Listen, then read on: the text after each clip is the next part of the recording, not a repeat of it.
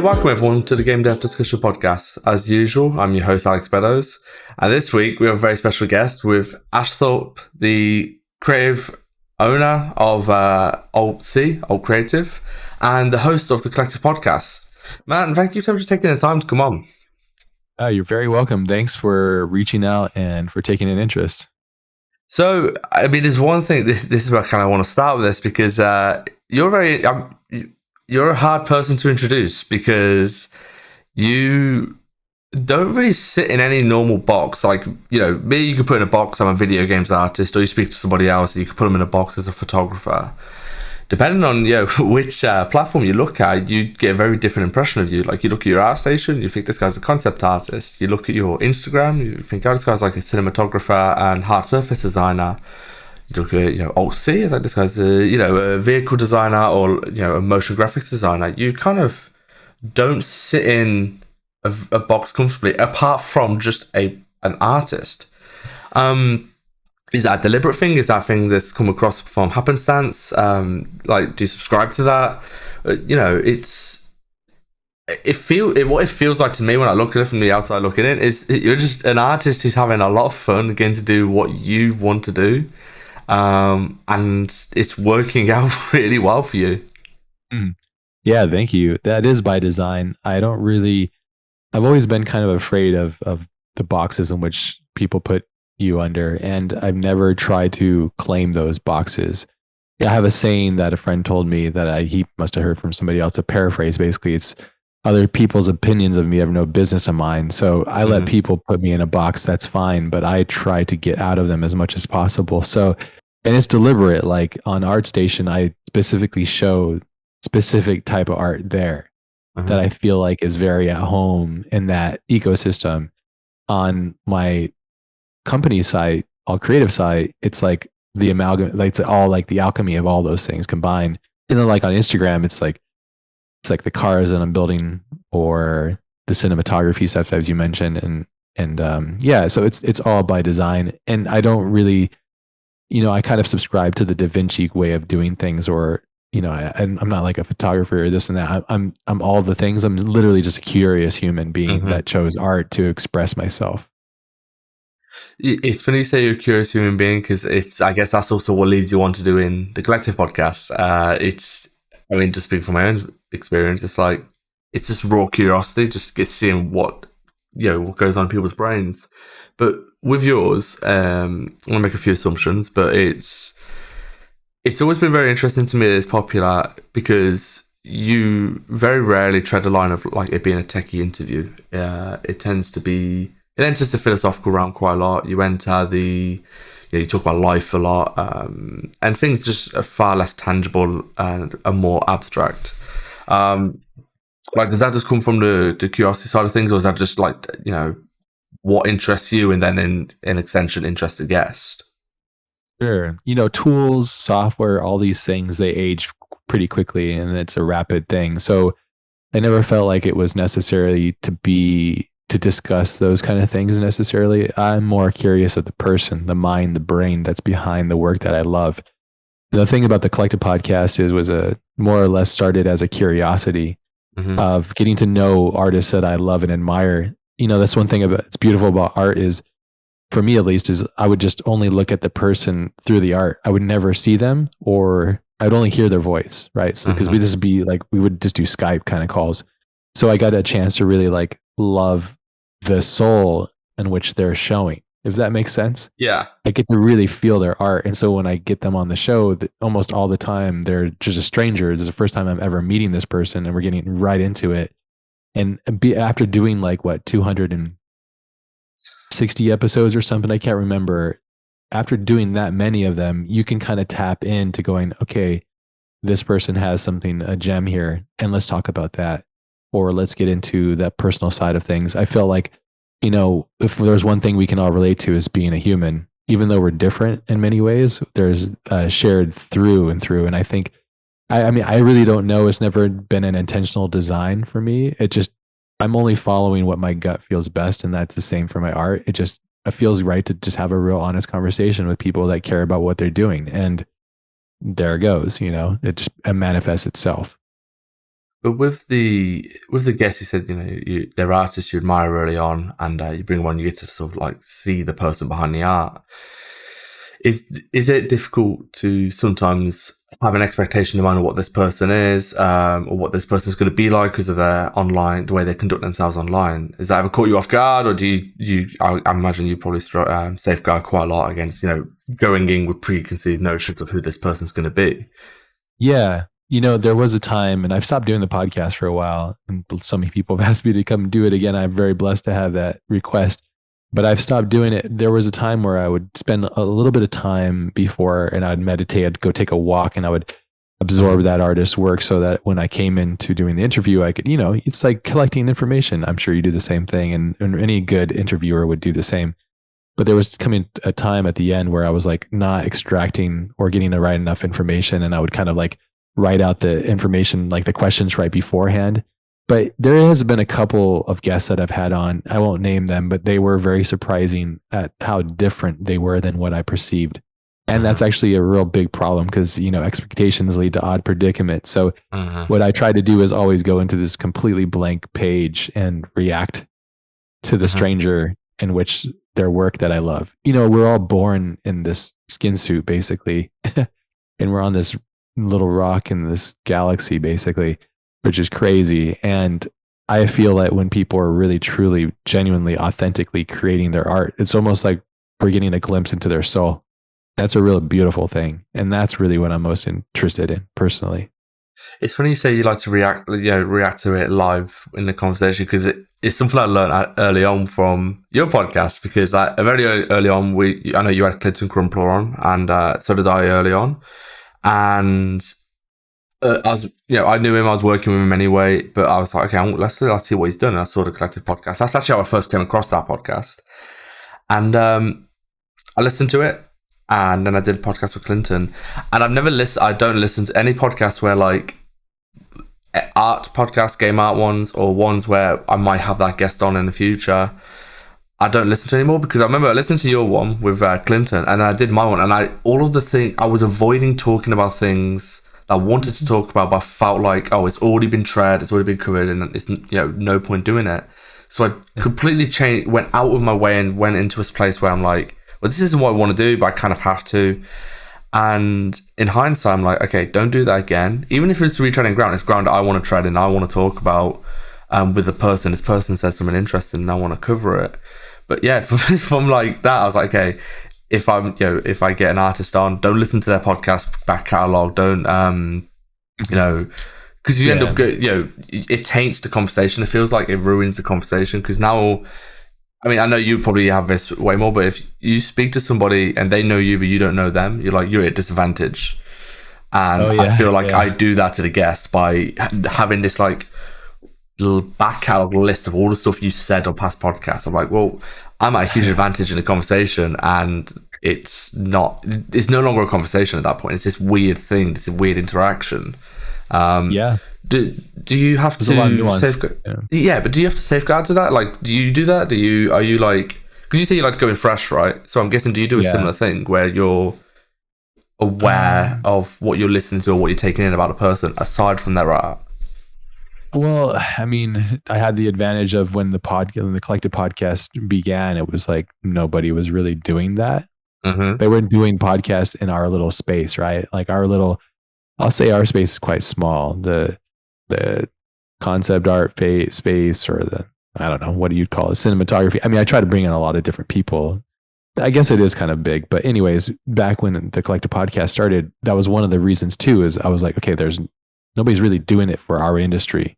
We had like the Joe Rogans and all that kind of stuff, but that was more of like a bigger, like, UFC, and then like bringing on scientists and like UFO stuff and all that kind of stuff. So we didn't have one. So that was my advantage, I think, is there was half the guests are like Vitaly didn't ever do a podcast before ours, so I didn't know. And I think I've met Vitaly before we did the podcast. So I knew him as a friend, which was great. And then we did the podcast. So it was like a 1-2 punch.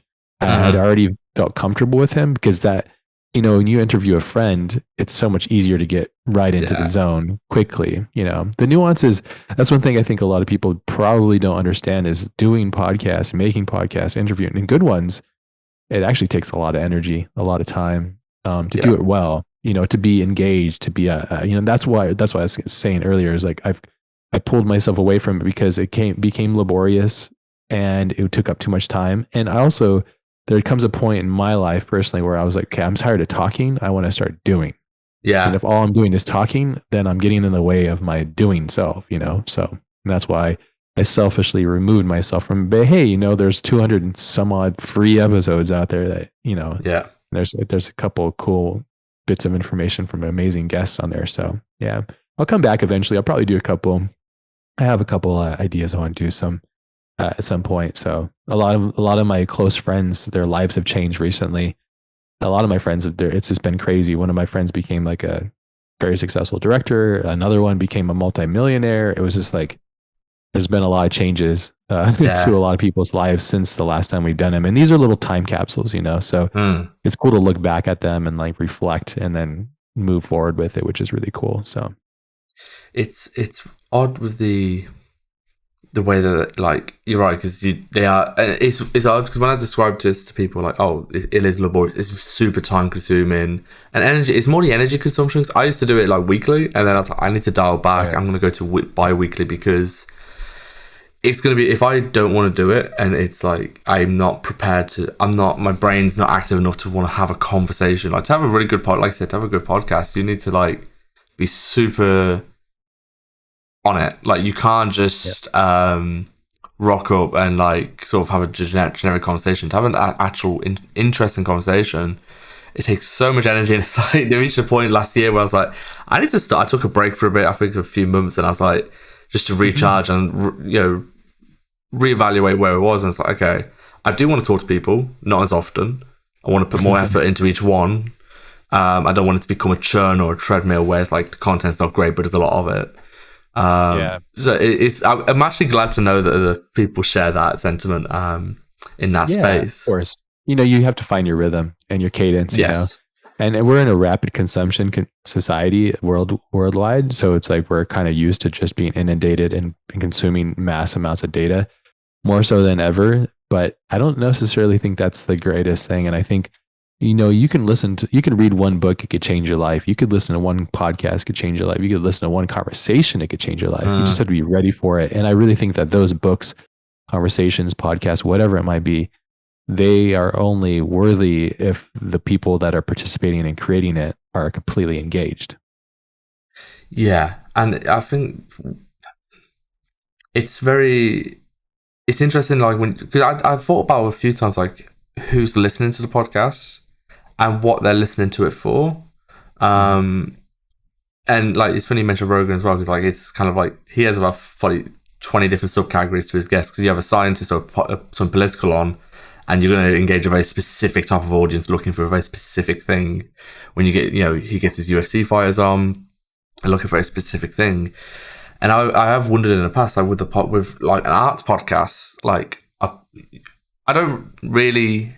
It's a selfish. I don't really care too much about what my audience was because the conversation is very much for me. I don't really think of it as I'm creating a product for a consumer. I think of it as I'm doing a task for me, and it just so happens people like it.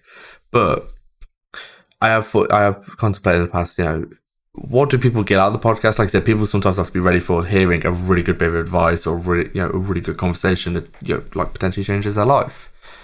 Do you, when you were doing all of that sort of stuff, did you ever think who's listening to this, who's this for, and let that sway what you did or how you did it, or did it always stay pure to this is what I want and I'm interested in this person and what they're saying, and it stayed between you and the guest?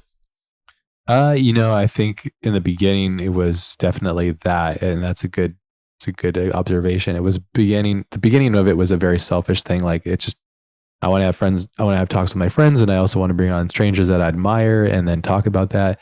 When the podcast itself became more successful, I don't know what that means really, because I never really looked at the numbers, but it became to the point where it kind of didn't belong to me necessarily, where the audience was taking over a lot of it and trying to take ownership of it in a weird way.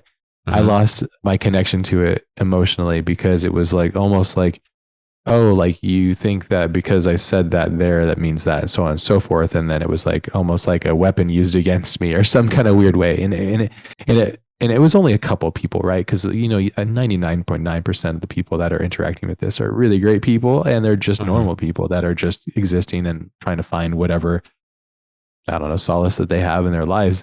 Then there's some that are kind of a little off. But so I think when that kind of happened, that was another kind of turning point for me personally when running the podcast. It was like the moment I had to start thinking about what others might think of what I'm saying, it ruined it for me because it's like, then I'm not being genuine. Yeah. To me, it's like, especially now, it's nowadays more than ever, is everybody appears to be walking on eggshells because they're so worried about offending somebody that's sitting to the left. And I mean, it's hard to even have a conversation, a real one.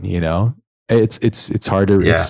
it's hard to tread ground, really. And I think it's a struggle in a way, and not completely, but it's just kind of a bummer. I think at the end of the day, it's like, you can only do what you can with these things, and these are passion projects, and they should be driven by passion. And I think they should be selfishly driven, personally. Mm-hmm. And that's when it's really good. And you can tell the difference because I've watched. I mean, there's a lot of different guys that do podcasts, but I don't know. We keep bringing up Broken, so I'll just bring him up. But you can tell when he's really engaged in an episode and when Yeah. he's not. You could just tell. Yeah. And you could just tell that there's an agenda behind some things, because those guys, they work hard and they put the legwork in. There's a whole thing. I've had friends that have been on that, and they're like, oh, it's a whole production. Like there's no joke, like there's Mm-hmm. serious work that goes into making these things. So, but yeah, long story short, yeah, I think once I stopped letting it be a selfish endeavor for myself, it lost the curiosity, lost Mm-hmm. the edge, and then it became disingenuine. And then there's like, what's the point? You know, it's Yeah. like there's only so much time in the day, and if I'm doing this for me for free, it belongs to me and the guests that are on there, and that's it. Yeah. Any byproduct is a benefit. That's it. Yeah, It, tricky thing. well, it's funny you mentioned the walking on eggshells thing because it's something I'm somewhat, I don't want to say jealous, but I'm envious of the fact that, I mean, I work in the games industry and look, I love the games industry. There's a reason I dedicate my career to this, but running a podcast where like I don't want to speak to you as an individual and just talk openly about what you think, and because of the nature of the industry, people are terrified of blacklisting or speaking out online and like, upsetting their studio or their employer. There's like, Yeah. it's very hard to have a genuine conversation, and it's a breath of fresh air when you get somebody come on who is just like, they will just speak as themselves.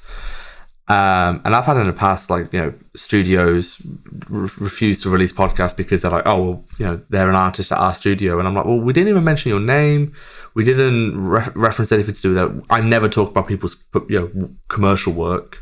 It's very much about their hobbies most of the time and them as an artist and their career. And yet it's like, oh, you can't put this podcast out because we say so. And it's very frustrating because it's like, I'm trying to have just a genuine conversation with people, and people, any guests that have come on, they're most of the time, if they're from the games industry, they're nervous, or they're like, I'm just worried about saying the wrong thing, and not necessarily Sure. offending people, but just like opinions go out. Like if you say, if one Opinions. artist said, I don't like Substance Painter, for example, it's like, well, no, actually, you can't say that because it's an industry standard, so you can't say that. And it's like, well, no, they can say what they want, and they can have their opinions. What are we living in? Some kind of freaking dystopian society? I mean, people are It's so frustrating. freaking snowflakes, man. People are so afraid of like, it's just really frustrating, honestly. Mm-hmm. And on the other side of things, I totally understand it from like a corporation thing. It's like they don't want to have any legalities or issues or tread. That's because organizations themselves and industries, that's the good. There's a good things about it and bad things, and that's the bad side of things, right?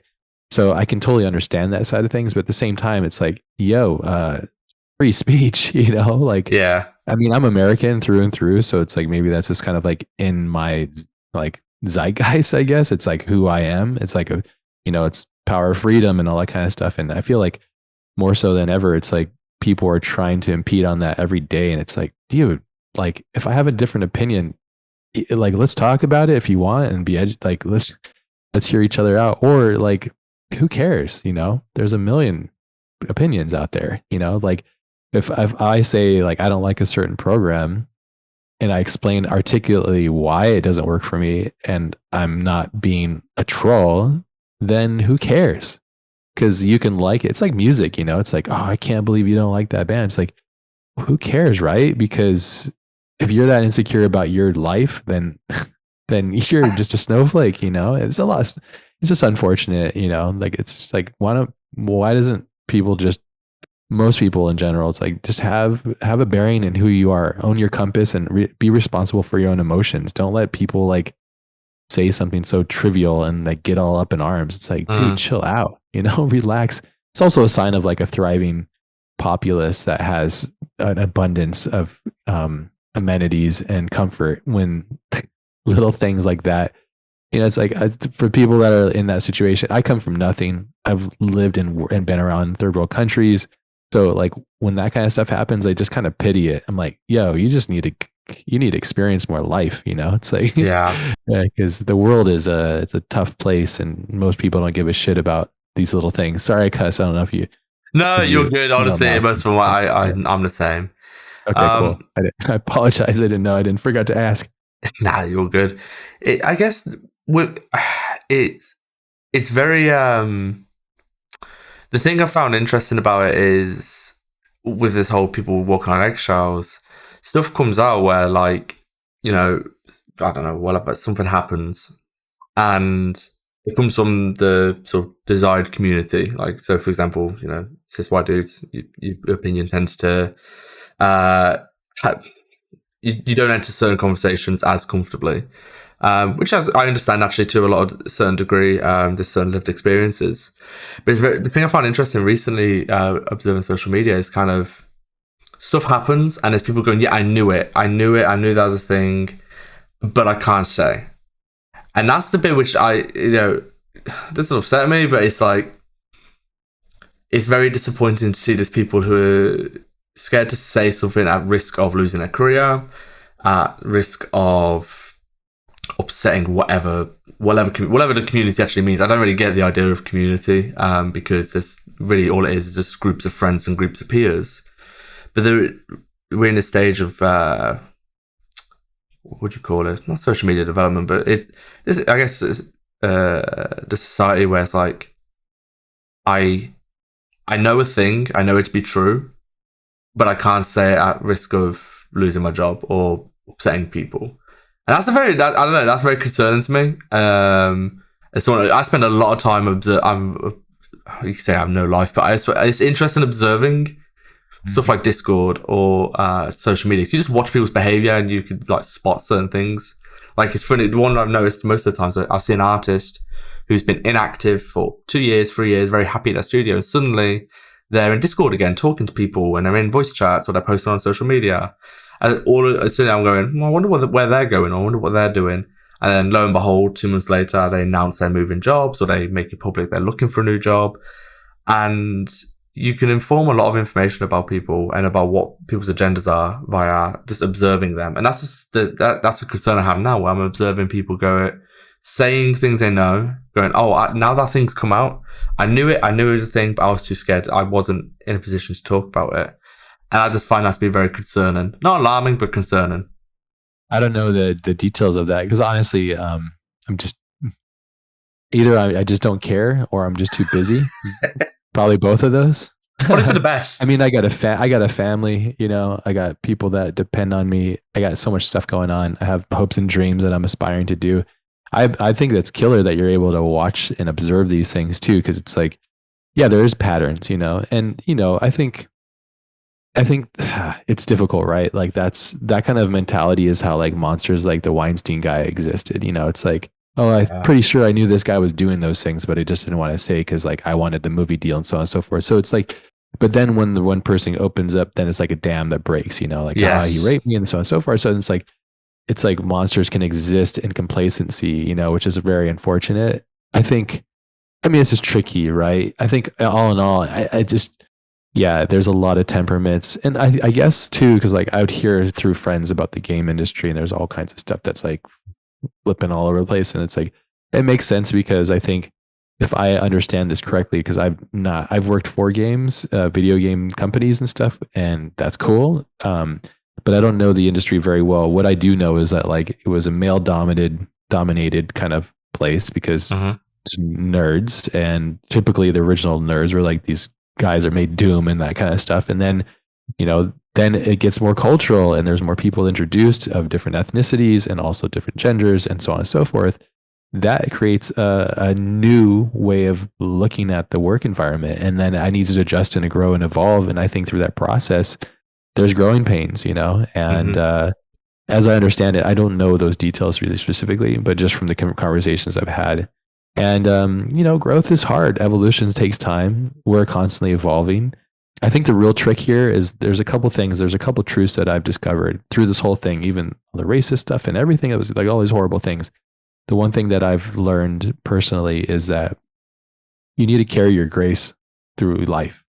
So in every situation you need to carry the grace that you have within you through. So what that means for me personally is like never just judge somebody based on whatever preconceived notions you might have visually of them or whatever. You bring your grace to them, let them destroy that if they want to. Yeah, But yeah. you bring that to them because it's like it's just it's a complicated thing. But for me that's my approach in life. Is like I bring my grace where I can and everywhere basically as much as I can. And by grace I just mean kindness and openness and willingness and helpfulness and mindfulness and being courteous and all those kind of just humane things. So Mhm. and then if they demolish that or ruin that, it's like, well, okay, well, there's I don't know how many billion people are on this planet, but it's like, okay, well, you're one of them that I'm just not going to engage with. So it's super Yeah. simple, on to the next one. So, but for the most part, 99% of the people I've ever interacted with are just super rad people, great people that it's Mhm. like they all have their story. They might have flaws. You get down to the core of it, you go, oh, you have these flaws because of trigger mechanisms from your past or your childhood or whenever you were innocent. These things were shattered. That's why you are the way you are. So, and that's a whole thing. So, but that's my rule and it seems to work. So, or it works Great. okay, I guess. So, yeah. I mean, yeah, I completely agree because it's like it's it comes back to that thing as well. It's like it's interesting when you carry stuff like that, where it's like I'll have I'll hear things about somebody, but it's like I'll have my interaction with you, and I'll judge my opinion based on that. Good. It's I imagine for you, it's you fall into the category though where people will walk into a conversation with you with a lot of preconceived notions because they'll probably listen to your podcast or see your work online and go, okay, well, I know this dude. I've listened to 200 odd episodes of him talking, and they've already formed their opinion, no matter what, like how it comes across, because obviously they all vary depending on the guest and the context what you're talking about. But there's people who will probably enter a conversation with you who think, I put in air quotations, think they know you, and then you're on that back foot straight away because you're like, okay, I'm going to enter this, and I may know you, but like fresh slate, I've never interacted with you.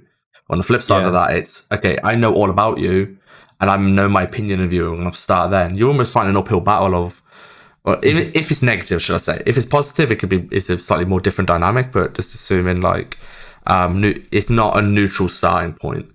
Yeah. Is like is it how can you carry your grace? That's the phrase used. Carry your grace. Like, is it possible to do that when you start on that back foot of a conversation? Sure. I mean, if I go into a conversation knowing somebody is like doesn't like me, then it's like that's not my job, right? My job in life isn't to please that person, you know, Yeah. unless they're employing me or whatever, so on and so forth. But honestly, uh, it's like again, it's like I don't know how to say this without sounding like mean or anything. It's just like I'm not here to please you, like I'm here to feed and provide for my family and my friends, and that's it. Yeah. Do my art and be selfish about it, but I'm not trying to. I'm not a politician. I think a lot of people think that they're politicians when they're not. I don't see the point in that. And also, like, I don't go out in the world and aim to offend. This is not my thing. Yeah. And if I've offended anybody, well, I'm sorry. And if you want to talk to me about it as adults, we can work through it and hash it out. Sure. But what are you going to do? It's like, it's a complicated thing, So, but yeah, I mean, recently I just attended, we have COVID, all that kind of stuff. So Uh-huh. COVID, it lasted a lot longer than I think we all wanted it to be, obviously, but I hadn't seen a lot of my friends for a while, and like, friends that are artists and all that kind of stuff. And I just went to this event called Camp Mograph up in Oregon this last weekend. I just got back. That was outstanding. And yeah, I met a lot of new friends, new people that I've never met before. But there's a thing when I don't know how to. It's like a little tell when I meet somebody. I could see it in their eyes that they've either have a preconceived notion of who I am, and it's either good or bad. But it's interesting because you go like, "Oh, hi, I'm Ash," and they go, "Oh, hey," and then there's a click like, "Oh shit!" Like even if they've listened only a couple of the episodes. These are byproducts that I never thought about when doing the podcast in the beginning because I was like, "Oh, I'm just gonna make the podcast." But yeah, there's ripples of it too. It's good and bad too. It's like people think they know me, but they really don't. Uh-huh. And so like when I'm being a goofball or whatever, and like we're being silly, and I think people are like, "Whoa, what's going on here?" So I hope people realize and understand. It's like I'm not a politician.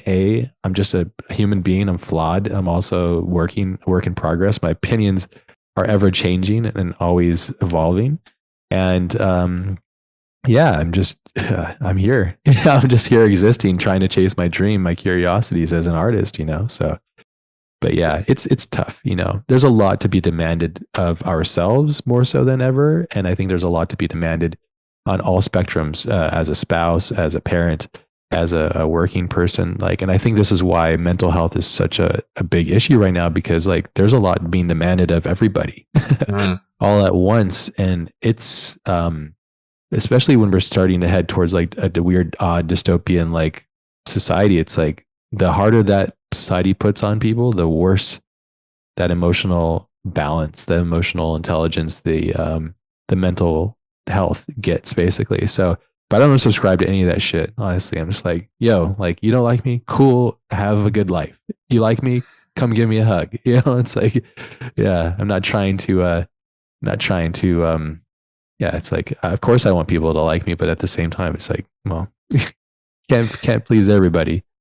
So It's very weird because, like I said, you sometimes you'll meet someone like if you're goofing around and like, oh, this isn't what I thought this person was. Because I was talking to my friends about this. Like, yeah, there's an infinite amount of you that exists in the world. Like, if I speak to so my really good friends who I hang around with every day, like I'm a goofball. I'm the clown. I just take the piss out of myself most of the time, and but it I'll speak to somebody like when we had an event where we all met up. There was that preconceived notion of like, oh, this is Alex, and all they know is podcast me. That's all the like interaction I've ever had with me. So that's what they know of me. But then they might see me when I'm around my friends, and then it's like I'm a very different person. And then there's who I'm like with my wife, what I'm like at work. There's a lot of different versions of you, and it's yeah, very interesting when their worlds overlap a little bit. Like when work, so for example, when people who know me as work Alex at the studio and my friends, and that overlaps, it's like, oh, my friends will speak about me in one way, and the colleagues will speak about me in another way. And you'd think they're speaking about two different people, and it's very interesting because then it's like, okay, well, we're like, which one's you? Because they're both, they're both parts of me. I you got found them that very fold. curious. You got them both. You got them all fold. Yeah. You're all. They all think all my colleagues think I'm professional, like people on the podcast think I'm professional, and then it's like if you saw in the chat, it's not good. Like Yeah, of I'm course. a fumbling Alter mess. ego. Yeah, alter ego. Yeah. I mean, yeah, that's really at the end of it. That's really what we are. And like I said, it's like carry your grace everywhere, have your opinions, but at the same time, it's like we all know what's offensive and what's rude. There's Yeah. sometimes you're taking a joke, but I mean, like I said, it's like you could go out and like offensively say horrible jokes online. I think that's a very bad move because it's just nobody wants that anyways. Or you could tell like that joke to a friend that knows you well enough to know it's a joke. So Yeah. there's a time and a place for everything. So which is like, I like, I like Ricky Gervais type of humor, which is like so off color and it's almost borderline offensively bad, but it's like so Yeah. perfect because it's skating that perfect line. So, but I mean, not everybody likes that, Yeah. so, but that's, again, the conundrum of it all. So, But it's weird, right? Because no one gets any no one really gets etiquette training, right? Like you said, there's some times where the joke is, it's a joke and that's fine. But would I recommend you go out and like tweet that or whatever? No, probably a bad move. There's a lot of that where I see where I'm like, that was a questionable move by someone. Okay, fine, whatever, you choose to do that. But it's very curious to watch how people conduct themselves. And the best example I have of it is Frank Zhang, one of the greatest character artists in the games industry to date. Last of Us 2 comes out. People, there's divided opinions. Some people like it, some people don't. You can't question the art. The art itself is masterful. But they go to his art station and they're commenting and being very rude. And I'm like, that's where the training, like the lack of etiquette is so apparent. Because I'm like, for me, I'm like, art station is like a professional platform. And who you're talking to. You're talking to Frank Zhang. This isn't some university student. This is one of the best. And you're saying incredibly rude things about it. And I'm like, and I always scratch my head. So I'm like, does this not make a connection to you that this is a bad move long term? Like, it's not like social media where you have a fake, you could just put a fake profile. Like, that's you, and that's out there on the internet for forever. And it's very weird. That's the bit when I say I observe social media. That's the bit I find most interesting. Just people don't think through what they're saying enough to go, okay, this isn't going to age well. This is going to be very bad yeah, for me in the long run. But it's very odd. Yeah, like I said, you don't get no training to it. yeah, You're just sort of left to, you get thrown in the water and you have to learn to swim. yeah. I think, yeah, if I could talk to any of the younger artists or just people that are coming up, I would say probably not best to do that. But at the same time, it's like, hey, it's your freedom. It's your Yeah. freedom.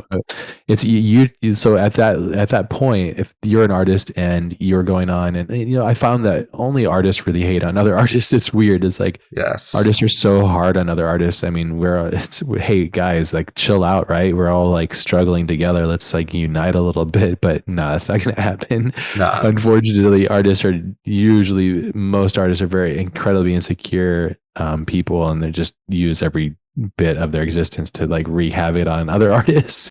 But that being said, yeah, I think that's a bad move. But at the same time, flex your thing. If you're drawing a line in the sand, like, hey, I don't like this thing, and you're so adamant about it publicly, and you're willing to career suicide yourself on the chance of ever being introduced or involved in that kind of process, then okay, stand by it. Whatever. That's your call. You have the right and the ability to do so. It's just that, yeah, I mean, that's what blows me away. I've never written a comment on YouTube.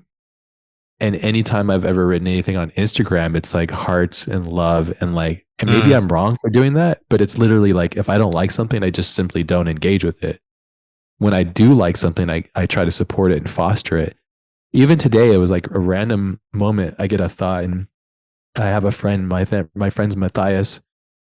He's like the marketing. I believe he's like marketing outreach manager or so. I don't know. He has a specific title, but he works for Maxon Cinema 4D, and Mhm. I've known him for like 8 years or something. But he is like such a gem of a person. And today I was just thinking like, man, I love him. He is such a great person. I just recently saw him. So like on Twitter, I just said like, just want to give some shout out to some love to this very important person and how he's given a lot to the community. And it was like, I didn't have to necessarily do that, but I feel like there's too much of the negative side on things, and I don't Mhm. interact with it. And I felt like, you know what, I'm going to start doing that. I'm going to go like, this person was incredible, and I worked with them, and they're awesome, and just put those little love nuggets out there.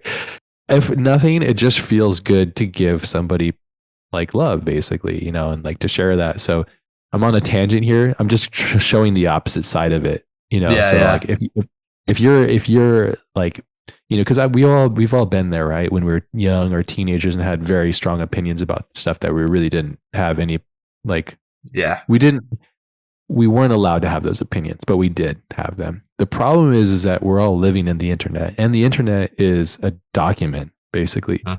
and it's recording your actions. It's like NFTs or the Bitcoin kind of thing. It's like the blockchain. It's like it's all going to be documented, and a big part of what we're going to do is going to be documented. So it's like if there's ever a place that you're going to carry your grace, like I would definitely carry it online, and I wouldn't be.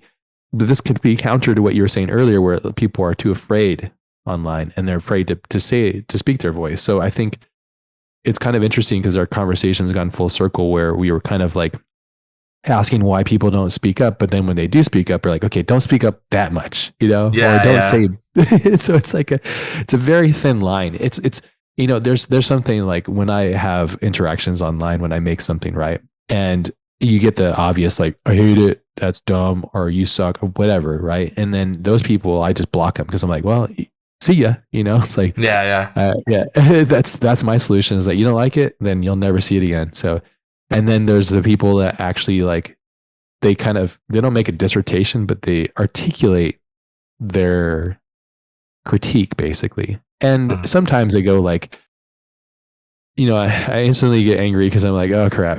Yeah. And then I have to see their credentials and I go, okay, well, there's no point. And I don't see why you think that you have the place to critique me. But then I go, okay, let me see if there's anything valid here. And then they use complete sentences and, grammar was on point, spelling is on point. I said, okay, I'm going to engage with this person, at least give them like, hey, I appreciate that. Even if I don't give a shit, I'm like, I'm not trying to foster like, hey, that's cool, But for the people like that, what I really want to say is like, you should really get off the internet and go make something worth talking about, rather Mhm, than mhm. critiquing. So yeah, I've interacted with quite a few people like that, and it's a bummer because it's like, damn, you could be amazing. It's just like I don't know, and you're spending all your time like engaging by critiquing. It's like you have a lot of balls.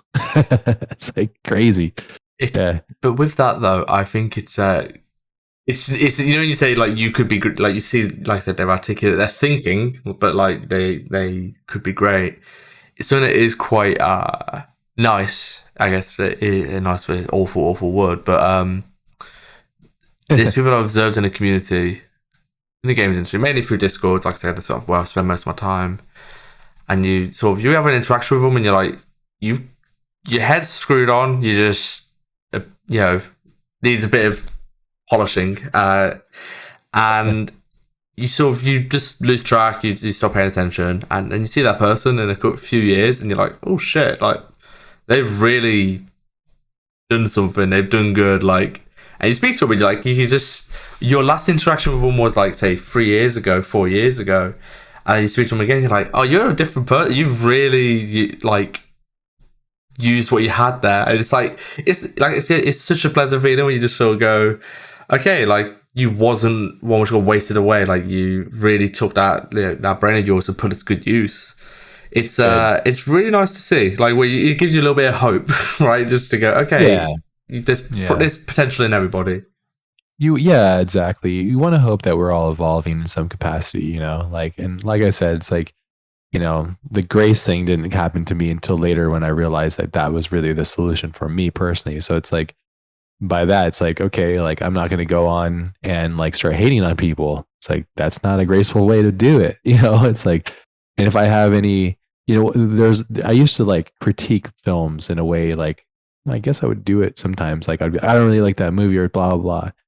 I said it enough times where I was like, okay, I need to stop saying that because Mm. I don't know how to make a movie yet. So I should go try to make a movie. And then by the act of me just failing miserably for years to try and make something of value that was a movie, I realized like, wow, I had no idea and how spectacular it is to make something and how challenging it is. And that goes through for everything. It's like you could be living in a country and disagree with the political system and then critique it to no end, but you don't know the full agenda. Like, like all these things, everything is very complicated, so but yeah, I mean, it's to have an opinion is cool. Everybody has them. They're cheap and easy, and that's why people use them. And that's what makes social media so addicting, because it's like, bam, bam. Here's my emotion. Here's my opinion, and it's cheap and it's free, and I'm just putting it out there.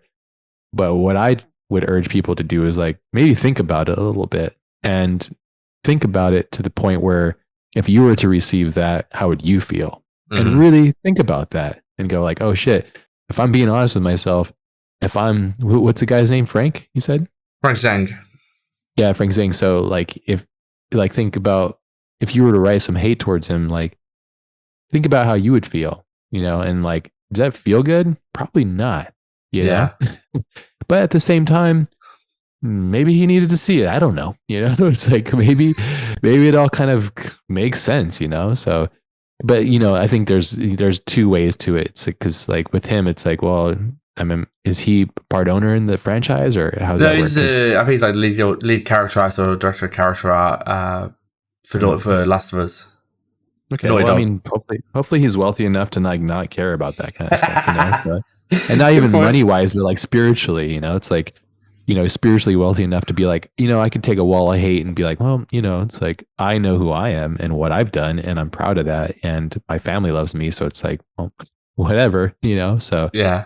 being a human is a very complicated thing, and we're constantly changing and evolving. And I think the internet is some very crazy things. It's doing a lot of stuff to us psychologically, and I think it's like, I mean, look at what COVID, it's almost like, I'm not comparing the internet to COVID, but I'm saying what's interesting about COVID is that it's unified and divided, but it's a thing that we can all relate.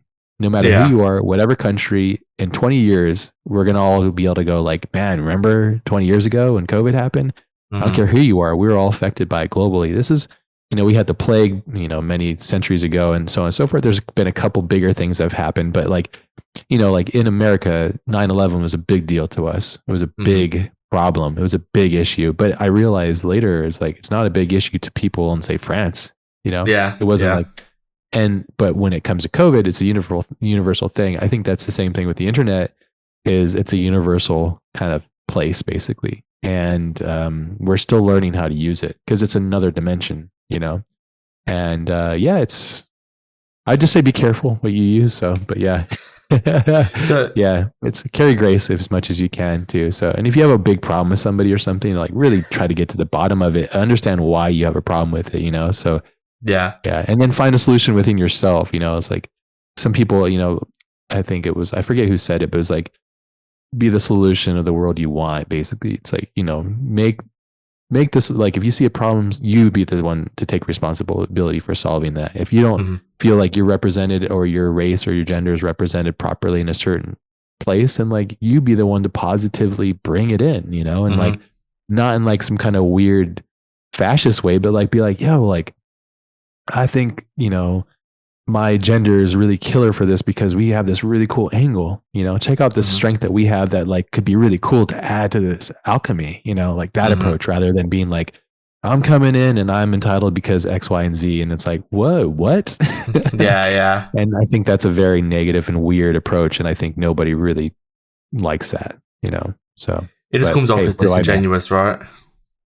I think it comes off as disingenuous and wrong, ethically wrong in every capacity. And I think people aren't speaking up about that because they don't want to be, stepped on from the wave of insanity. So, which is a ton of it. So we've all interacted with it, and it's unfortunate, So, but everybody's has, like we said, everybody is entitled to their opinion, but everybody needs to understand that they're entitled to the response of that opinion, So Mm-hmm. like if you, if that makes sense. So God, we sound like a couple of politicians up here, So it's like I'm This is what happens trying when to you put say two things without. podcasters. You get two podcasters that you're in Yeah. trouble. Yeah. Seriously, running around in circles in here. So yeah, but Well, yeah, there carry your is one grace. point I want to come back to, which you mentioned the cinematography side of stuff, and like you said, Yeah. you decided you wanted to get into, you were critiquing films. You're like, you know what, I don't know how to make this, so I'm gonna try and make it. Yeah. Um, Yeah. what does that like? So I feel like I'm in kind of it's not a similar place, but I'm in a place where I'm like, okay, there's something I wasn't good at, and I'm trying very hard, like to do. Good for Especially as a you. creative, it's like you made a whole profession on one thing, like so 3D environment art, and then it's like, okay, I'm going to completely step sideways and try photography and cinematography, and it's Mm. kind of like it's very hard to one let go of like the ego, like I'm good at what I do. Okay, now I'm dog shit. Like now I'm really bad, and I need to sort of be okay with that. How was that for you? Like, because you've stepped into cinematography, and I'm not suggesting there's dog shit, but you get my point that you've gone from Thanks. being world renowned to Yeah. in this field to like sidestep into a completely new field. Yeah. How was that experience for you? Like, was it frustrating? Did you actually enjoy? Because I enjoy it for me personally. But Yeah. how did it affect you? That's a great point. I appreciate that. There's a certain level of professionalism that I have to kind of carry through, and that's a bummer because I can't be treated as a student anymore because Yeah. I'm expected to bring a caliper at a level at all times, which is really shitty because when you do start something new, you're no matter who you are, that you're a novice. There's certain callings that I personally feel that I have that there's like Hmm. certain things, affinities basically. It's like, cinematography, it's definitely when I'm doing it, it's like I love it so much, and I know that I love it because a day can go by and I don't even realize like time is gone, and Hmm. everything outside of that is just gone, and that's when I know that I'm really doing the right thing. So when I was pivoting, so like in the beginning of my career, I had started out Prologue, and then I was working as a designer, and I kind of fell into this UI thing. I didn't even know Hmm. what UI stood for, and I didn't even like it wasn't even a thing. I just was like, oh, this is cool, like those graphics and like, and I had an affinity for design and way things typeface and letter forms and building out like style and all that kind of stuff and vectors. So that became a thing. People were saying, "Oh, you're a UI guy." I'm like, "Okay, that's cool, but like not really, right? Hmm. I'm more of other things." And so then I pivoted basically, and I was like, "Okay, I'm going to do car stuff." And then I designed the Batmobile. That was cool, and worked on these other things. That became a car guy thing, and now people are like, "Oh, you're a car guy," and I'm like, "No, I'm actually a cinematographer." So basically what I'm doing personally is like I'm not I'm not mastering any of these things, but I'm getting to the highest level that I can, and then I'm jumping to the next thing, and that's just an interest, and I fall into those interests based on like curiosities. So like I'm so into cinematography now. Like let me see if I can grab this so you can show you on the camera. Sure. Is this podcast video? Yes. Yes. Oh, it is. Okay, cool. I don't know if you could see it. It's dark in Holy here a little bit. shit. Yeah. this is This is my it's super dark in here. Sorry, my studio stays kind of dark at No, night. no, it's all good, man. But yeah, this is my anamorphic setup. I love anamorphics, right? And Oh. anamorphic glass is very expensive though. So unfortunately, so yeah, you got the Sure, Yeah, the dude, this thing 1.3. is this is the 50 mil, it's 1.8. But Yeah, animal dude, yeah, like my pocket. director here was like anamorphics, like they're what you want. And I was searching and it's stuff like that you just showed. It was just like frantic rigs. It's like, dude, I'm like got some shitty little Sony camera, I can't do that. So Yeah. nice. Well, this rig is actually quite small comparison because I built it. And it took me like 2 years to like find the pieces and like because it's got like I had to find the right body and get familiar with that brand and how Mm-hmm. it worked and understand like so I've gone through Sony cameras, I've gone through the Blackmagic stuff, and now I'm at Lumix and I have a Mm-hmm. S1H. S1H is I love it. It's as close as I've seen to an RE Alexa Mm-hmm. and the way that it renders data and also the quality of color. The color space is very close, which is that's my goal is I want to have a mini Ari Alexa basically Yeah. without spending the money. So it's amazing. It's a really incredible camera. And then, you have I like a lot of vintage glass and the way that kind of portrays light and stuff. And then I have anamorphic adapters that connect into this whole thing. And there's a front variable adapter and it's a whole thing that I Mm. really fell into, and it took me 2 years. And I'm obsessive. Like if I have a puzzle, I'll just scratch at the puzzle every day until I solve it. I finally just finally solved my anamorphic puzzle, and now like I just went out and did a tech scout with my actor for my next. I have 2 short films I've been developing, Mm-hmm. and I did a tech scout, and the footage I got back from it just made me so happy because it looks like I can't it's bad for me to say that about my own work, but it looks outstanding. Yeah, I'm yeah. super proud of it. I'm very blessed to have that experience. And like, so, and when I saw it, it just made me want to double down on the project because I'm like, okay, my camera works, my actor looks incredible, the plot is working, the blocking's working. So all these big mechanisms that are incredibly complicated in regards to making movies, I'm starting to check off the boxes, you know? And so, Hmm. because it's a big puzzle, the production of making a movie, especially the way that I want to make a movie, which is like me and my actor and like sound and focus puller, and that's it. Yeah, So it's yeah. just three or four of us. So I keep it really light and nimble and work really fast and very crafty, you know? So, but anyways, long story short is I really don't care what people think. I can't be concerned with what they think because they don't know who I am and they don't know who I'm going to become and the potential in which I have within myself.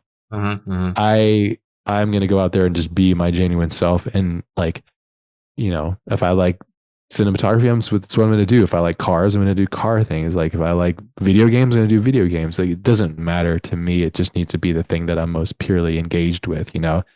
If I like concept art, like I did video game, so you know Mortal Shell, right? Yeah, yeah. Yeah, so Vitali and his friends, Dimitri and all those incredible artists, they all got together and they made Mortal Shell, and it's like this incredible game. They gave me, I asked Vitali, I said, can I just do some paintings of this stuff? Because it's so rad. I was supposed to just do a couple paintings of them and then like, here you go, just for fun, right? Because Yeah, yeah. Vitali's my friend. Well, they gave me some of the game assets. I'm like, this is so brilliant. So I ended up doing like 60 paintings or some so forth, you know. So, and I just fall into it. It's like everything. It's like falling in love with the thing and engaging yourself, looking at the best work out there, understanding where you are in comparison to that, and then build towards it, and then try to surpass it in a way where you aren't matching them, but you're authentically your own self, you Yeah. know, rising above your own expectations, you know, or not expectations, but like your own abilities daily, basically, you know. So, and that was a bit of I accelerated that process because I had incredible assets to work with, you know. Yeah, yeah. They had already gone through the stages of like designing these incredible characters and then rigging them and lighting them, or not lighting them, but like having the texture. So I had like incredible tools, right? And then I Yeah. just took them and put them through my lens, my painterly lens, and that was like that's the stuff that I have in like ArtStation or like.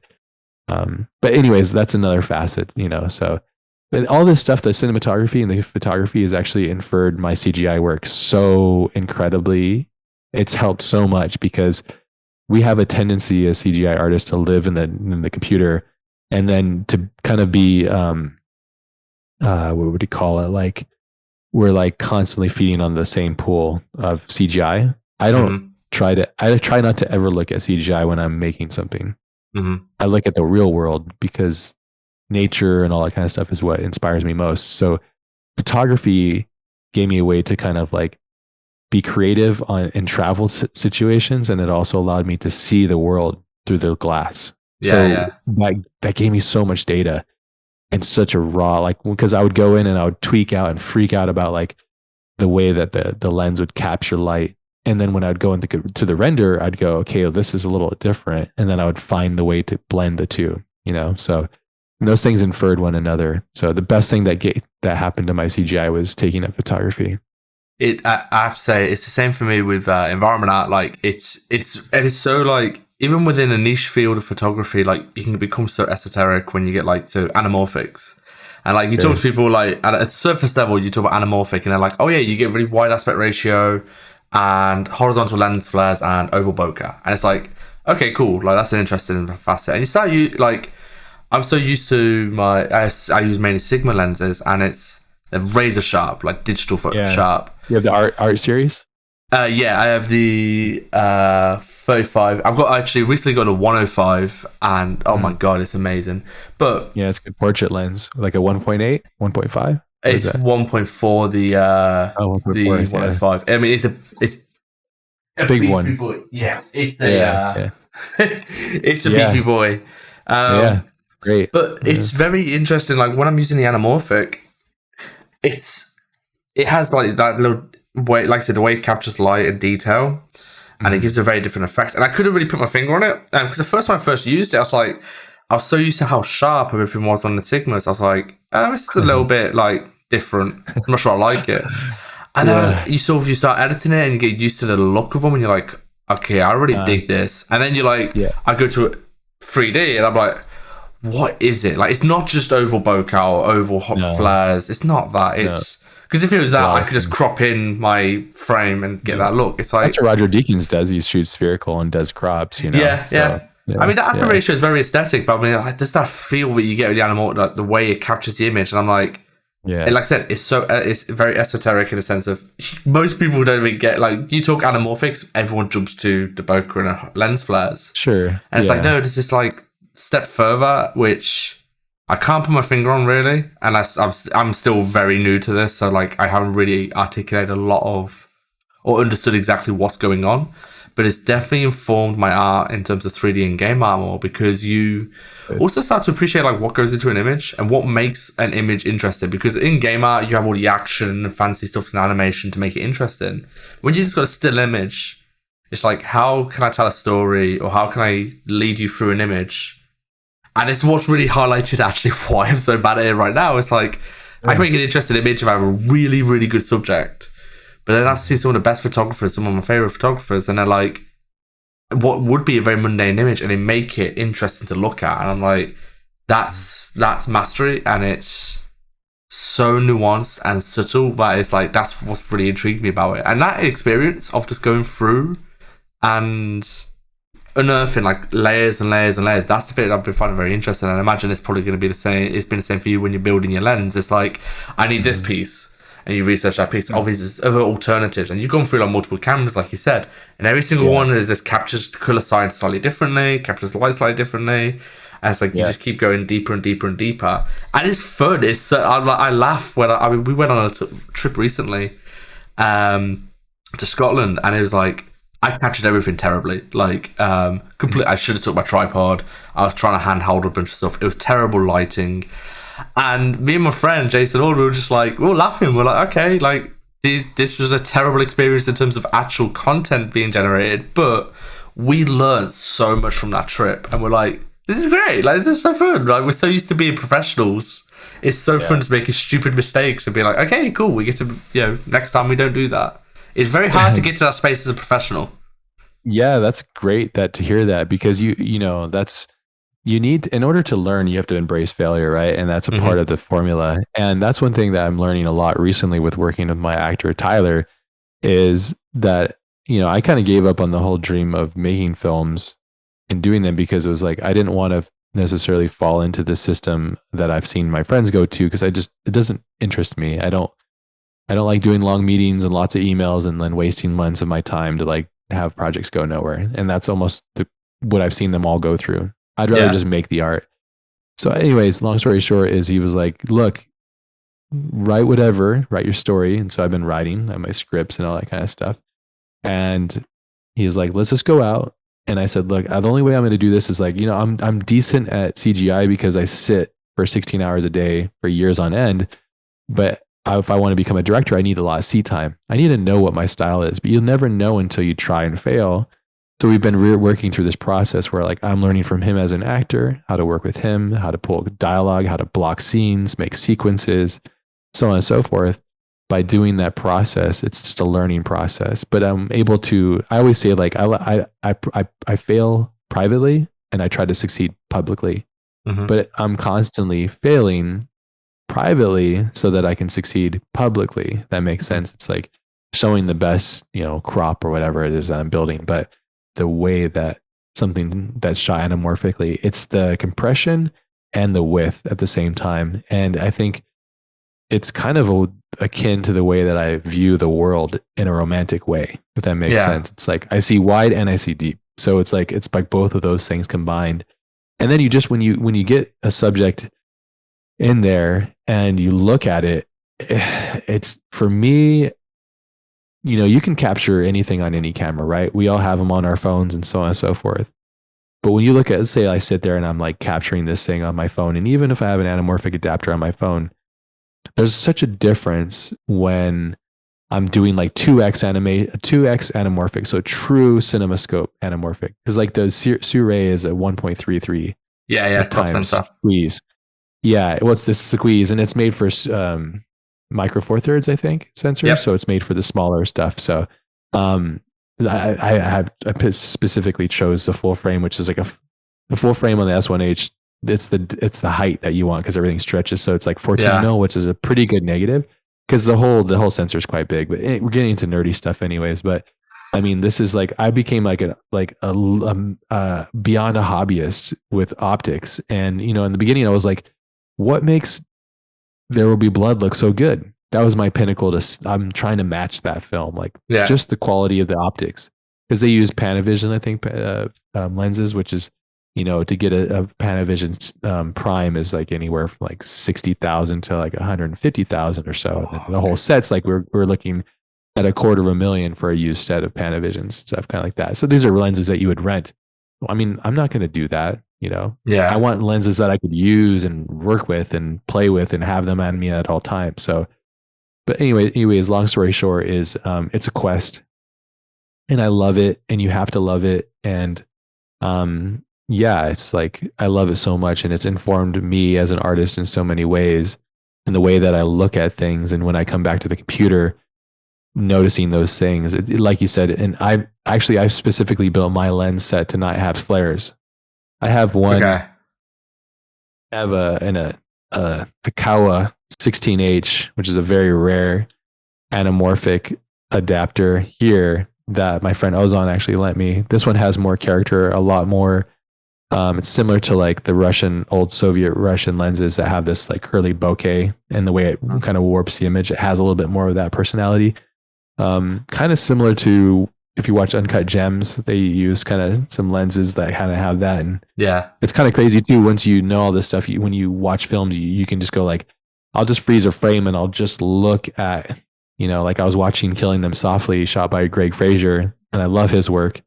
And he shot that anamorphically, and I was just like watching how the veiling glare and how it was casting light and where were the distortions and like how he Hmm. framed everything. Because obviously with anamorphic, you don't want to put your subject too far to the right or left unless you're purposely trying to distort them because they end Yeah. up warping because the way that the optics work. So, but yeah, it's a whole thing, and I'm quite It obsessed with it. So it's cool. I love it.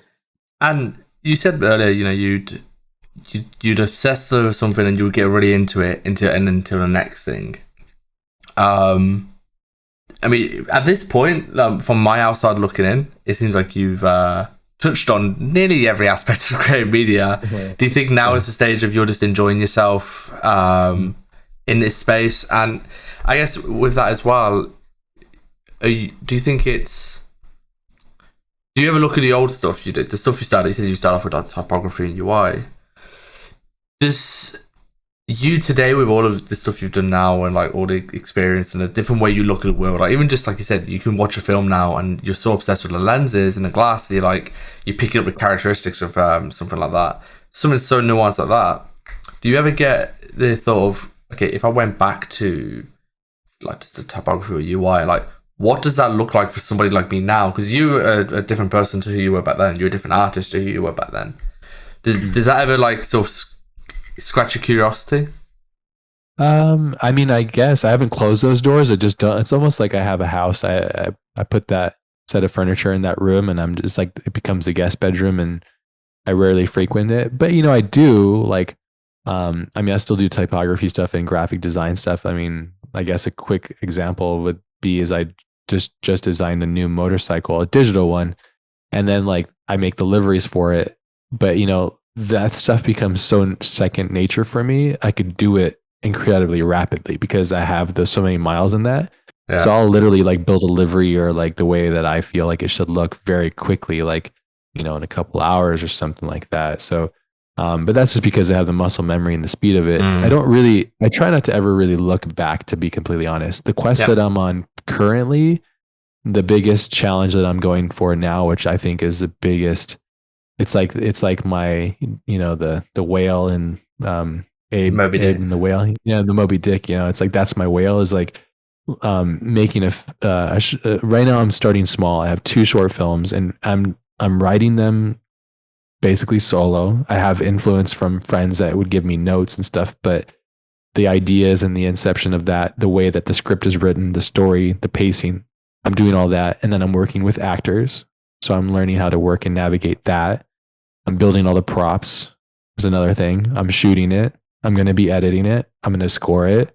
So I'm basically doing everything as much as I can, and the visual effects and all that kind of stuff as well, and the visual effects pipeline. Also, like hopefully I'll have some help from some amazing friends that will would be willing to help me with some of the oddities of it. But anyways, long story short is it's like almost like the Conan wheel of pain. Like I'm going through the wheel so that it'll give me a lot of information so that if I grow into a bigger part of that role, I will know the nuance, if that makes sense. So if I'm asking somebody, if I become a bigger director than I am now, when I ask somebody of a specific task, and it's kind of like, a following in suit from like Gareth Edwards, which he made Monsters and then he went off and made the Godzilla stuff, and then he went off and made Rogue One. And I don't know where he's doing now, but anyways, I'm referencing Rogue One because that was really his goal. He did this incredible talk on South by Southwest where he broke down his whole career and the path that he got. I don't know if you've seen that talk. No, I haven't. I'm it's gonna watch outstanding. Oh, please do, and everybody listening, please watch it too, because Gareth, I think we can relate a lot to just the tenacity that he had in order to like manifest his dream, which was to make a Star Wars film. And I think Rogue One is a testament to his love of that franchise too, because it's quite awesome. So yeah. But anyways, long story short, that's literally the quest. So if I look back on like the design side or the typography side, I definitely love that. But it's just one small little fraction of whatever it is I'm doing. It's like at this point, it's like, okay, the title card, and then if I build decals for the world or something like that, that'll be there. But it comes so quickly. It's like, bam, bam, bam. I know all the tools. I know how to get to it. And it's like rapid. Like it becomes second nature. It's very quickly to do. I'm always looking for the thing that pains me. Yeah. And understand why it pains me, So to come back to a previous point we were talking about the cinematography and the directing. Do you like I said, for me to do like photography, I mean, it's not really anything. I'm known as a games artist, and like there's no expectation of my photography whatsoever. Yeah. You mentioned you feel like there's a slightly different pressure for you because like it's people expect it to be as good as all you ever work because you obviously be professional in multiple fields. So is that when you're doing these films, these short films, do you feel the pressure, or is it just pure enjoyment and exploration and sort of almost childish curiosity at this point? Like, do you feel that pressure even though you know it's there, or does it not get in the way of the enjoyment? I definitely feel the pressure, and I think the pressure is mostly self-made. But I don't. Right. It's a fine balance because like if you put too much pressure on it, it'll ruin you and the experience of actually making the thing. So it's like you have to be very cautious of that because you don't want to cause yourself to hate the thing by the pressure that you've put upon yourself. So that being said, is like I know that there's an outside force, and by the outside force I mean that's the people that are going to view it and critique it. But I'm at this stage in making it. It's like I would reference this today in another conversation I had. Is like I learned a big lesson from Tom York from Radiohead in an interview. I think I read or heard from him, and he said that I'm paraphrasing again. It's like he said that his favorite time in making music is when like they're making the music and creating it. The worst time for making music for them is like when they have to release it because it's no longer theirs and it's this pure thing that they made, and everybody's like, oh, I don't like that song, blah blah blah. And it's like, well, if Tom felt completely connected to it emotionally, it's like, it's a really complicated thing. So I think I have some outside forces that are definitely weighing on my conscience with it, but at the same time, I really just can't be concerned with it. I have to just literally follow my heart with it, and I'm not trying to be too precious with it. Because it's one thing I've been doing as an exercise too. I stopped watching masterpiece films for a little bit because I get really depressed. Let's say like I'm watching No Country for Old Men, for example, and the way the camera moves. It's like I don't have a $20,000 dolly or $100,000 dolly and an operator and like a whole crew, and like and when I'm shooting, it's like I don't have a whole set built with the lighting that I want. I'm working with what I have. So I'm watching films from directors that I love that was like some of their early first films and seeing how they overcame those adversities, you know, so Hmm. I can kind of get a better pace and tone. Because before I used to just watch like, you know, we all wanted to only watch like the success stories, right? Like we only watch George's like first Star Wars. We don't watch the other ones, the Jar Jar Binks ones, you know, we all as a collectively, we should, no, I'm just joking. I'm not saying I could get into that, but you know, in regards to that, like I would watch THX 1138 a lot because it's like, you can tell George was discovering his filmmaking style, you know, from THX to make American Graffiti. And then you combine those two, boom, Star Wars. You know, you add Joseph Campbell sauce in there and then you get Star Wars basically.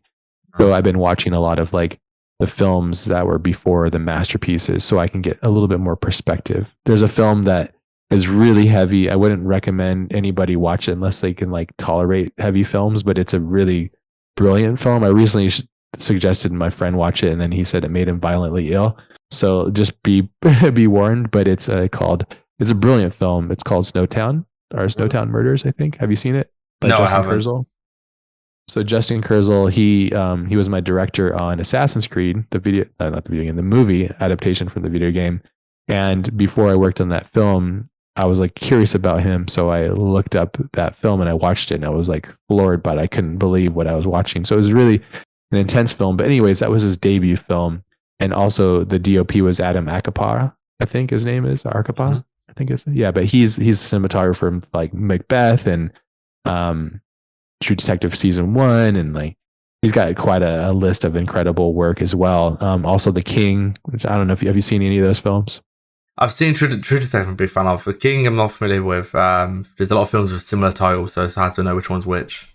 Yeah, The King was like it was the main actor was the guy that's the main lead from Dune, the new Dune movie. So, but anyways, long story short is like basically I've been trying to engineer my expectations by observing and studying the beginning phases of these directors so I can see that their flaws and understand that it's like, okay, I'm going to have my own flaw. At the end of the day, what I've been really realizing, and I'm sure we have all gone through this, is like, you know, Fincher's going to do his thing, Stanley's going to do his thing, so on and so forth. Kurosawa's going to do his thing. It's like they all had to go out there and fail and succeed and learn and build a team to facilitate. So I have to do the same thing. It's a hero's journey, really, you know, in the most corny way of expressing it. But it's like Yeah. there's no other way other than like throw yourself in the fire, see what sticks, and then that's who you are. And then you evolve from there, you know? So it's trial by fire, really. And I've realized more so than ever, it's like as much as I want to be like a lone wolf doing all the things, I realize that my art is it's only gets better if I have the right collaborators pushing, Hmm. you know? So, and that's another lesson I'm learning, which is great. It's just very tricky. So, yeah. I guess that is difficult when you spend your career being like I said, you're lone wolf. Your skill and your craft is very much yours, and then you go to this thing Yeah. which is so big that like you can try and do it on your own. Like I said, you're doing nearly everything yourself, but like at some point, it is even if it is your vision, there's people who will help you along the way. I guess Yeah. it's very hard to then like accept help, right? Because and the problem is as well, like with a lot of our fields as artists early on, accepting help is people probably see it as a sign of weakness, and it's like, well, that's probably a silly notion anyway. But with something as big as this, like you could try and do it yourself, and you probably really damage yourself trying to do everything. So it's like I Yeah. said, build that team up. It's you're gonna get a much better product at the end of it. You're probably gonna be a better person for it at the end of it too. Like if you learn them Mm. skills of the sharing the creative burden, like it's very interesting. Like because I hear about how Chris Nolan, like a big fan of stuff, and Dave, and the What's your favorite following. Chris Nolan film? Oh, The Following? No, that's his No, first sorry, one. no. My favorite was Memento. Yeah, that's It great. I sets just you on. rewatched that. It's another one I studied because it's kind of his debut film, you know? Yeah, puts you on a trip, man. It's such a. It's Yeah. so. I mean, it's funny because he's. I don't think there's many directors who get to be in his position. I don't think there's many creatives in his position where he's just given such a license to He's earned not be it. normal. Oh yeah, 100%. I mean, Yeah. people like Slam Yeah. Tenant, and I'm like, that's a thinking film. Like that's you like it or hate it as Very heavy a film. Yeah. yes, and I love Yeah. that sort of stuff. But no, so following, it's interesting you talk about like solving problems with the mean Mhm. within your means. And you hear like how Yeah. I love hearing Nolan talk about the following, and what he had to deal with, like shot in black and white for practical reasons, like shot Yeah. mainly outdoors or by windows for practical reasons, and it Yep. adds so much to the texture of the film that you sort of go, you almost forget about, like, the reasons that the film is this way is for practical reasons. It's not because it is initially an artistic decision. It's like, oh yeah, we can't afford good cameras, so we're going to stick with black and white, or we can't afford good light rigs, so we're going to shoot by windows and in daytime all the time. And it's like them little things. I love it. It's like you talk about creatives, right? Like you give a creative a blank page, and it's like it's really difficult. You give them a bunch of like boundaries to work in and problems, and suddenly you start seeing the creative juices flow, and then you get something really interesting. It turns out it happens with film. Okay, you have to shoot black and white. You don't have good lighting, and then you create the following. And he did so much of it himself, and it's very interesting seeing him go from movie to movie, and the budget goes up, and what he can do in the bounds on which he can operate go bigger and bigger. It is not. I don't know it. Like I'm not as in the film world into this film world, like, so I don't know the directors who I get to watch that story. I've seen him talk at length, like so much now about each of them movies and his career. I want to watch more about more directors because it's so fascinating. Like, oh yeah, this decision we did here, it was because we didn't have the means, we didn't have the things, so we had to do it that way. And it's like, I thought that was a creative decision you chose to do, and it's like a creative moment of brilliance. And it's so, I find that fascinating. Yeah, it's necessity is the mother of invention. It's like filmmaking is constantly evolving with chaos. You can plan all day long, but then you write a script page, you write a page, and it's like sunny day, blah blah blah, and you had shot it and thought of it, and then boom, Mother Nature runs rain on you, and you're like, okay, well, shit, it's like it's like it's the adage. It's on all these things. It's like when Luke Skywalker's on Hoth and he's running through the snow, that was like they just opened the hotel room because there was a snowstorm and they just had Luke out in the snow and they just shot it through the door. It's like there's all these things that you just, when you're making these things, you have to almost step outside of your body and your mind and kind of interact with these things in a more pragmatical way. And it's an alchemy, and even the best of minds, like, James Cameron, who's a movie machine that's made incredible films, even he explains that it's like a lightning in a bottle. So it's almost like the Mount Everest, it's like can we climb it and how can we climb it and so on and so forth, so it's quite a quest, and that's rad that you studied Nolan, because it's cool that he's documented and he's blessed to live in a generation that he's been able to be documented and stuff too, and he's made quite, there's only a couple directors really now that I feel like people are willing to give that freedom, and it's him and like Denis Villeneuve probably and stuff like that. But there's so many amazing movies that are being made that like really nobody knows about. I've been getting into a lot of like 90s Japanese movies, and like it's cool to see films from a different culture, especially one that I really love, because I love Japanese culture. So, like I watched, there's a movie that my friend Anthony turned me on to, which I think is incredibly brilliant, called Cure, by this director's named Kurosawa. It's not the original Kurosawa, it's another Kurosawa, but it's called Cure. He also did a movie called Pulse, I believe. It's a horror film. Back when like The Ring and all that stuff was going off, and Grudge and all that kind of stuff. I don't know if you've ever watched those, but I think that was like that whole trend that was happening. But Cure is like Seven, but seen through the eyes of a Japanese culture, which is really cool. So, but the more I get into movies, the less I kind of absorb the mantra of the current day, and I kind of obsess about the past or the niche, because the niche kind of gives me those weird subtleties, But at the end of the day, like I said, what I'm having to understand is like, I might not have a style like any director that I've ever seen and loved, and I have to love myself basically and be okay with like not shooting like as concise as Fincher, for example, or my pacing might not be like what's the guy that made that? Oh man, what are those movies called? He has like the really kinetic energy of editing. He's a British guy. I forget his name. Not Snatch, but it's the same kind of thing where they edit and cut. They have for Baby Driver. You feel the style. Yeah. You feel the style. You feel the style. Yeah. The Baby Driver guy, but yeah. Edgar Wright. Yeah. Super rad and such a style. Or like even like sheesh, I'm on a roll today. I'm totally drawing a blank. This is a night podcast, by the way, guys. So like, yeah. Yeah. It's almost one here, but like, what's his name? He does like the Royal Tenenbaums and stuff like that. Like, he has a real unique style. Royal Oh, sure. Tenenbaums and Rushmore and all that kind of stuff. It's like a very unique style, but it's so horrible. I'm like saying his knowing his name, but anyways, like that's what I really love when I watch a film and I really feel the director's voice. Because you can go and watch like a mass media kind of film and you're like, okay, well, like I see it, I felt a little bit from that film, a little bit from that film, but like where's the director's voice in here? Like Yeah, yeah. what's shaking me to the core here? And not everything is designed like that. It's not like I think it's a flawed thing. It's just, It's a different that's what thing. I'm looking for. Yeah, and that's very incredibly nuanced, right? Like I'm an aspiring director, so I'm looking for that. Whereas a normal moviegoer is just like, I want to check out of my brain for a little bit and stop thinking about work or Man, that's yeah. that's like that with since I've been getting into it, like sort of reading up on it more and getting into it, and like it's very, like I said, it's so nuanced, and it's like you look at something like Terrence Malick films, and it's like Mm, you can't.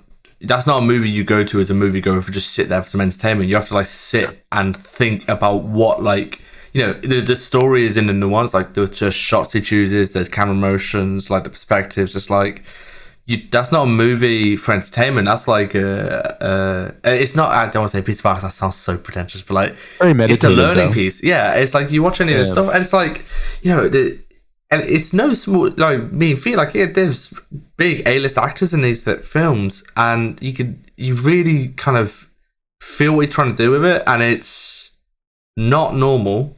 It's not necessarily quote unquote enjoyable. Like, it's not. You can't Mm, just sit and watch it. yeah. And I think that's probably why something like, even though Tenant is very much in the mainstream, or yeah, even Inception to a certain degree, it's like they're the closest thing to them movies where, like, okay, you can't just sit and switch off. You have to think a little bit and like give a little bit back as the audience goer. And that's probably why, something like Tenant didn't do as well in the blockbusters, because it's like, yeah, we're Yeah. asking something of the audience. It's not like a Marvel movie where it's like you get to go switch off and that's you interacting with it. We were like, Tenant, you as an audience have to give back, and if you don't, you won't enjoy the movie and you'll think it's a bad movie. And Yeah. that's a whole different subcategory of cinema. And it's like, again, Mhm. it's so nuanced where like only really people who are into it can enjoy it and get it. And like, I'm not Yeah. by any means suggesting that I'm into. I watch a Terrence Malick movie and I'm like, I don't get what's going on. Like, I'm Nor trying should really hard to you. think about it. Yeah, you shouldn't really, I think too, and that's kind of the point. It's like Yeah. it's so nuanced that um you might watch it when you're 20 and then you might watch it when you're 30 and you might Mm. watch it when you're 50 and by the time you hit 50 you might go, "Oh, okay, I've had a pretty full life here and I've experienced a lot of things and now I'm starting to click with what the hell he's trying to say here." So I think with his movies it's like, yeah, because of that, and that's the thing. It's the Tom York thing. It's like, I don't think that I mean, who knows, right? Whether these directors have these intentions in the beginning or there's a brilliance unknown of them doing it. Some Mm. directors, manufacture these things. Like I know I can really feel it in Nolan's work. I feel like he's trying to make mouse traps left and right to like get you stuck in there. Or even like Shane Carruth's film. Like, have you seen Primer? It's No, one of I the most haven't. complicated time story ever. You should watch that too, because that was another story, a film I watched because it was like his debut film, and he wrote it and acted in it and directed Primer. it. Primer, yeah, yeah, yeah. It's a classic. It's good. It's the most complicated time movie I think that I know of. So, and I watched a lot of movies. So, but yeah, it's get ready for your mind to melt because it's in multiple lines basically, and it all kind of pivots and shifts. So, it's really cool. But anyways, some directors I think they have that, but there's always an intention. So, but long story short, that's literally the quest that I'm after now. And if I'm successful in about 6 months, then or less, and I'll have something to show for it. I at least know that the cinematography will look good. So Well, yeah, and the visual effects will be cool, and the world will be interesting, and like because I got really obsessed when I was a young kid. I used to read a lot of short stories. I was big into short stories. I didn't have the patience at a young age to like really handle like a long book. It's one of the first long books that I read was like The Hobbit. That was like a yeah. big milestone for me because I read it when I was like, I don't know, 8 or 9 or something like that. But it was a lot for me to really dedicate. And once you fall into books at that level, you just kind of you want all the books. Hmm. So it opened up the field gates. But when I was younger, I loved short stories because I love the ambiguity. I love the open ending and all that kind of stuff. I'm falling back in love with it. I'm just doing it myself now by making short films. I'm just doing that same thing. I'm trying to make these worlds and stories that's like, oh, that's weird. Like a story that I'd read by Mobius and like heavy metal or something. It's like, what did that even mean? But it's like years later, I'll think about that one scene in that comic and like, that was so cool. You know, I didn't need closure on that world. So that's literally what I'm doing now with my two short stories. It's like, they're just designed to not be this perfect thing. They're this weird puzzle that when you watch it, you should be like, what the hell?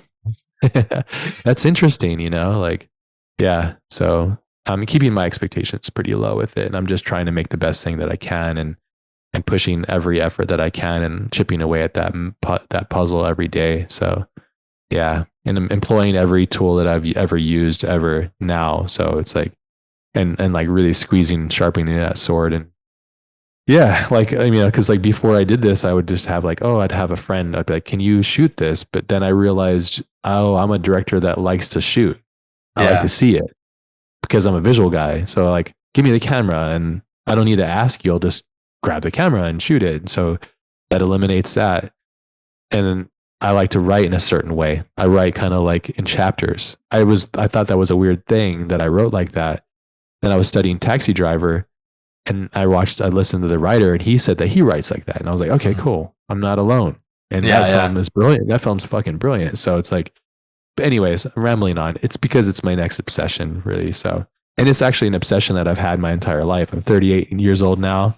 And, you know, I had set a goal by the time I hit 40 to do something with a movie. So I'm still trying to stick to it. Yeah, I'm getting there. So yeah. I have to say, I did. That's. I'm excited. Honestly, hearing you talk about it, it's the kind of feeling I get where like when I listen to like, when I listen to Nolan, I'm curious to see now like because when you listen to Nolan talk about like say the following, I have the following to look at and go, oh, I could see what he's talking about. So I am Sure. really excited for when these movies come out to just like to listen to this again and then watch it and go, oh, Uh, that's what he was talking about, and this is where that line of thinking was. I think that's going to be an extremely enjoyable experience, and I'm glad to have the opportunity because that's going to be something. That's it's crazy to think about actually. Like, yeah, you always think talking about something in the future, and it's going to be curious to live this back and see how that yeah. actually pans out.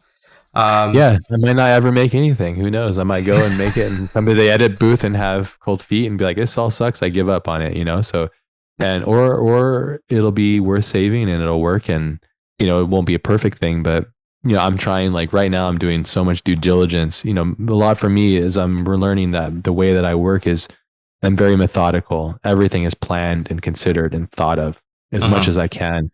So like you know, like I said, like I'm going out there to the location and scouting and filming and running through the things. So I have all the blocking. So I have all this reconnaissance. I have all this information. So what I'm trying to do is I'm trying to make it so that I'm in a position of comfort and success. So that when mhm, I come, because you know, films are made in three stages for the most part. They're the idea script stage, and then we have the shooting and production stage, and then you have the editing stage. mhm, Those are three, and the film can change dramatically between those three stages, you know, like, and you can't go, you can't really go backwards. You can only go forwards through that process, you know? So, and so, you know, a film that written has its own thing. And then you cast a certain actor and then, whoa, the words change. I mhm, read the mhm. script. I read parts of the script to Sicario because I was really curious to see if Benicio was supposed to say more things because I love that he didn't. When I read Tyler Sheridan's, I think is he's the writer, he's a brilliant writer. The script was incredible, and I read it, and on the page, Benicio has this whole line of dialogue, like a paragraph, you know, blah blah blah, all this. When you watch the movie, Benicio just looks, and that's it. And I thought Yeah. it's amazing, but that's because Benicio is, you know, legend, and he can do that, and he has that gravity. You don't need to, but yeah, that film, and that's another thing that I have a problem. So I just don't watch those films because they're so perfect that it Mhm. makes me very insecure. Yeah. it's like it's like, you know, you're starting out with concept art, you're doing your first piece, and then you go to look at, say, the Mona Lisa or something. Mhm. You know, you're learning portraiture, And then you go and look at that and you go, okay, well, I'm crushed because that's quite brilliant, you know? So, or anything in the Louvre, you know? So, anyways, I'm trying to control my emotions from perfection and striving for it, but not letting it be the end all be all. Because I think this might be a good thing for people. Is like I was listening to the writer's commentary for True Detective season 1 specifically, and it was a really great little YouTube video. And he basically what he said is like, look, because I think the person asked, "What's your advice to like younger artists and writers and creatives and stuff like that?" Because I don't know if you know the story, but really quickly, he wrote a film, or he wrote a book, and then he wanted to make a TV show, and then he went and talked to his producer, and like, "Oh, you need to write a script." And then he wrote a script, and that script happened to be brilliant. He wrote like 6 scripts, and one of them got picked up. That was True Detective. So, anyways, long story short, is he said, in paraphrasing, he said like, "There's a lot of brilliant people out there. They're already doing that thing. Let them do that thing. Don't ape them. Don't copy them. Be your own version." And that also feeds to the ecosystem. I mean, who is Roger Deakins going to be influenced by if everybody's just copying Roger Deakins? You know, he needs to be inspired too. He can't just be inspired by the past. He needs to be inspired by the new guys, you know, like the Greg Frasers and all this kind of stuff too. So long story short is it's like, it's a part of the puzzle, and it's also part of the economy basically of making things great. So I'm on a tangent here, but it all kind of connects. So I like that though, the idea of like sort of feeding into the ecosystem, because I mean that applies to nearly every single field. Like you can have an artist who's got 20 years deep into an industry, and then it's, you know, an artist with 5 years, and it's like you can still be inspired by the young, especially in this industry, tech industry, because like software moves and changes so much. I mean, I don't think many fields out there where like a junior can have more information and more answers than a senior sometimes, because they know the new software, they know the new thing, and that's what we need right now. You know, you go to most of the fields like, you know, law or banking or accounting or whatever. I imagine that the ways of doing things tend to be far more stagnant, or not stagnant, but still. So the severity is quite different. Yeah, and I like the idea of it's a very nice. I think it's something probably quite hard for the person who's at the other end of the spectrum, the higher end of the spectrum, to go, oh yeah, like I could be inspired by somebody with like 15 or 10, 20 years less experience than me, even though I've got like these many shipped games or movies. But it, you know, when you see brilliance, you see brilliance. When you see great art, you see great art. It doesn't matter where it comes from. And I think that's a very nice way. It's a good way of thinking about it. Like it's a healthy way of thinking about it. They're like it's good art, and you can be inspired by good art despite it being from a new guy who's, you know, it's his first ever movie, or from, you know, a 50-year veteran who, you know, is essentially cultivated all of our norms in cinema, like or games or whatever creative medium. It's a good way of thinking about it, because it's very easy to get caught up in your own ego and be like, I can't be inspired by that because they're superficially beneath me because I've got more experience or I've done more. It's I can imagine it's easy to get stuck into that for those, you know, the greats. I imagine it's easy to get caught up in your own hype. Maybe. I guess you'd have to ask them. Yeah. I mean, I think, one day. Yeah, I don't think that's what makes somebody great is their egos in the way. That was one thing I always remarked on is every interview that I heard of like Stanley Kubrick, love him or hate him. It's like he definitely was a very special director, but like I always heard that he was always asking questions and very curious. And to me, that makes me excited because like even at his later age, before he passed away, when he was making like Eyes Wide Shut, I remember hearing that he was like always asking questions, not in a like, you know, he was just a student of life, you know, and like, oh, why is that? And what does that mean? And it's like, it's so cool to know that like somebody at his level was asking questions. And to probably some people are like, dude, is this guy dumb? You know, like, why is he asking me these stupid questions? But just absorbing, you know, and taking in the data and the information and working with it, you know. So I think a curious mind and a mind that asks the right questions is the one that's thriving and the one that's growing, you know. So, and never too big for any question, you know. So, and to ask them, that's how you stay educated, really, you know. So it's like, if you're not learning, you're dying, you know, especially in our industry. It's like, if you're not learning, like you're really in a bad position because like, and there's only so much time that you have, but you should be dedicating as much of it as possible to like learning and honing your craft, you know. And you really have to love it because it's incredibly saturated and very competitive, you know. So I think dude, I think that's a perfect point to finish up on. I'm sorry, I know we've gone on longer than I expected. It just, when the conversation's going, it's going. Yeah, And again, it's super late for you, so it's all I good. I'm gonna keep eternally going. appreciate it. Yeah. So like I said, I can't wait to see what comes from you in the future. Like I'm very, very excited. Whatever happens. Pressure's on. And well, yeah, I No, I appreciate it. mean, No, it's very kind of you. I appreciate it. Yeah. um, and I mean, everyone listening, as same as always, like do the like, follow, share, subscribe, because the more the podcast gets shared, the more the people get to learn from the fantastic information that people like Ash have to share. So we're gonna wrap up. I'll catch everyone next time. Ash, it's been an absolute pleasure. Peace out. Thank you guys so much.